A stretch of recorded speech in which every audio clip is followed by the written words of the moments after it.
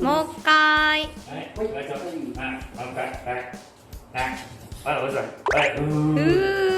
偉いね、会長。ガチこい。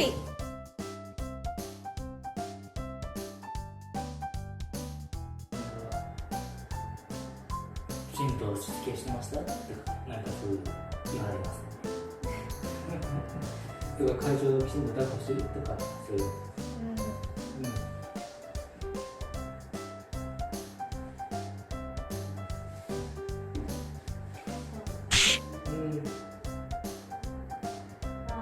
すぐには無理かな。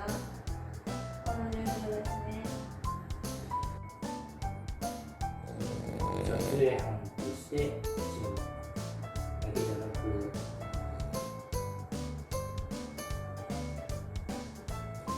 その方がいいかなって思ったね。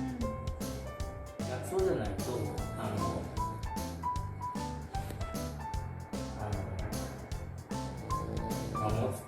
持つとか抱っこする時もその方がいいかなって。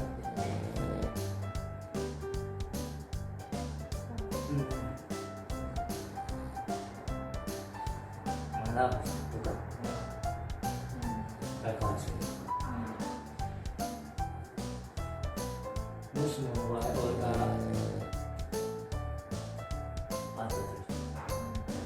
困りますね。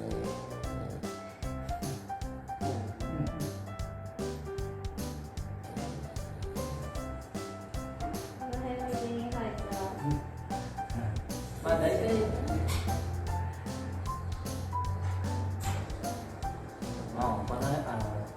いろんなダムが3のことを言ってるわけじゃないですか。もしもの場合、もしもの場合は職員さんが抱っこしてくれると思いますけど、もしもの場合